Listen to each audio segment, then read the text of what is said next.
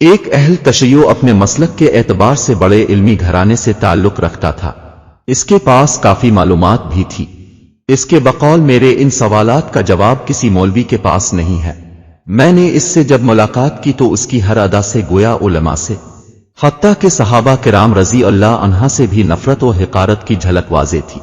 میں نے میزبان ہونے کی حیثیت سے بڑے اخلاق سے بٹھایا۔ تھوڑی دیر حال احوال دریافت کرنے کے بعد گفتگو شروع ہو گئی۔ اس کا پہلا سوال ہی خود بڑا جاندار تھا، اور وہ یہ کہ تم ابو بکر کو نبی کا خلیفہ کیوں مانتے ہو؟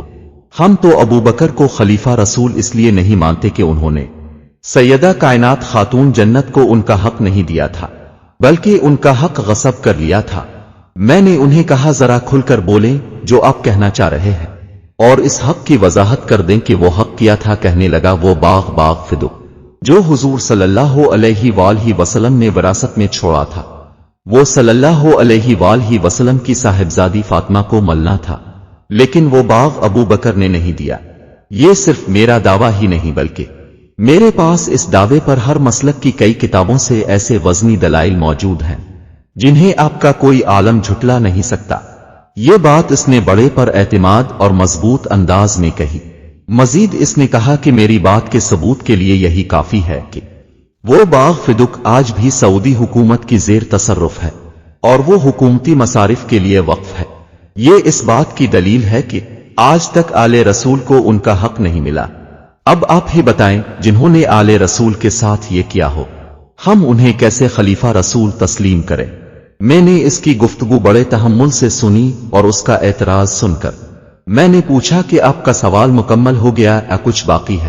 وہ کہنے لگا میرا سوال مکمل ہو گیا ہے، اب آپ جواب دیں۔ میں نے عرض کیا کہ آپ نبی کریم صلی اللہ علیہ وآلہ وسلم کے بعد پہلا خلیفہ کن کو مانتے ہیں؟ وہ کہنے لگا ہم مولا علی کو خلیفہ بلا فصل مانتے ہیں۔ میں نے کہا کہ عوام و خاص کی جان و مال اور ان کے حقوق کا تحفظ خلیفہ المسلمین کی ذمہ داری ہوتی ہے، کسی اور کی نہیں۔ مجھے آپ پہ تعجب ہو رہا ہے کہ آپ خلیفہ بلا فصل تو سیدنا علی رضی اللہ عنہ کو مان رہے ہیں، اور اعتراض سیدنا ابو بکر رضی اللہ عنہ پر کر رہے ہیں۔ تو ابو بکر رضی اللہ عنہ کو پہلا خلیفہ مانو، پھر آپ کا ان پر اعتراض کرنے کا کسی حد تک جواب بھی بنتا ہے، ورنہ جن کو آپ پہلا خلیفہ مانتے ہو یہ اعتراض بھی انہی پر کر سکتے ہو کہ آپ کی خلافت کے زمانے میں خاتون جنت رضی اللہ عنہا کا حق کیوں مارا گیا۔ میری بات سن کر اسے حیرت کا ایک جھٹکا لگا، مگر ساتھ ہی اس نے خود کو سنبھالتے ہوئے کہا جی بات دراصل یہ ہے کہ ہمارے ہاں مولا علی کی خلافت ظاہری آپ کے خلفاء ثلاثہ کے بعد شروع ہوتی ہے، اس سے پہلے تو ہم ان کی خلافت کو غصب مانتے ہیں، یعنی آپ کے خلفائے وہ ثلاثہ نے مولا علی کی خلافت کو ظاہری طور پر غصب کیا ہوا تھا، اس لیے مولا علی تو اس وقت مجبور تھے، وہ یہ حق کیسے دے سکتے تھے؟ اس کی یہ تعویل سن کر میں نے کہا عزیزاً میرے تعجب میں اپنے مزید اضافہ کر دیا ہے۔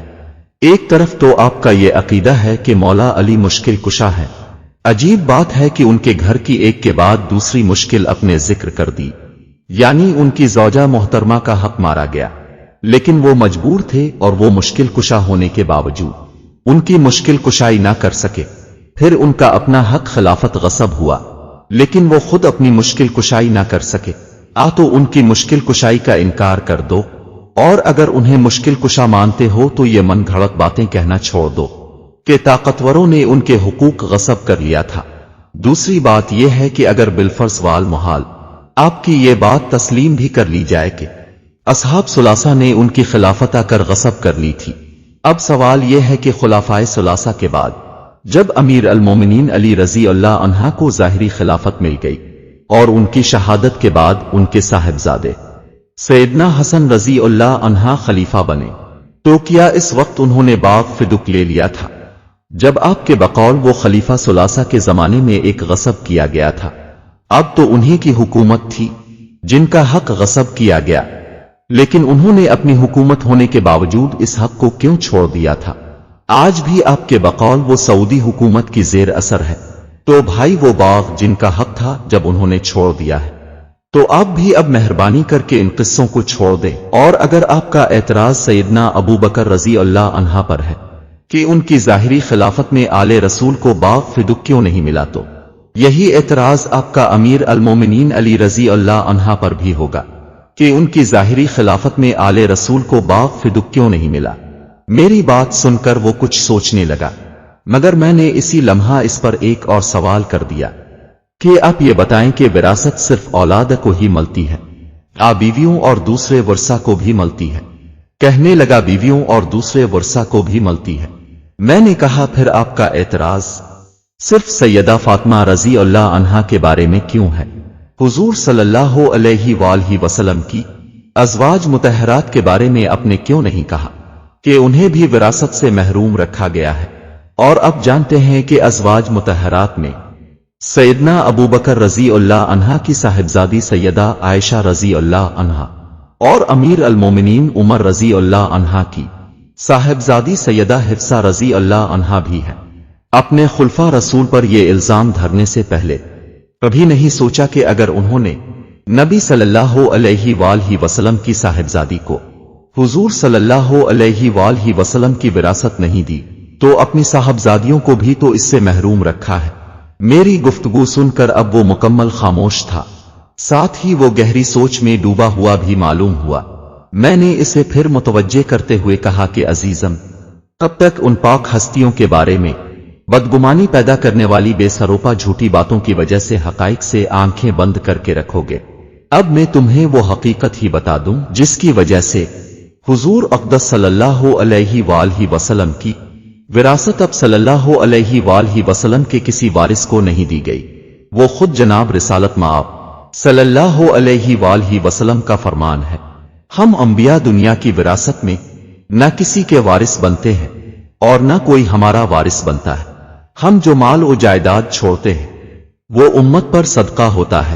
میں نے اسے کہا عزیزم، یہ وہ مجبوری تھی جس کی وجہ سے امیر مومنین ابو بکر سے لے کر سیدنا علی اور سیدنا حسن رضی اللہ عنہ تک کسی بھی خلیفہ نے باغ فدق آل رسول کا حق نہیں سمجھا، جسے لے کر آج آپ ان کے درمیان نفرتیں ڈالنے کی کوشش کر رہے ہیں۔ نوجوان اب میری گفتگو سن کر پریشان اور نادم محسوس ہونے لگا۔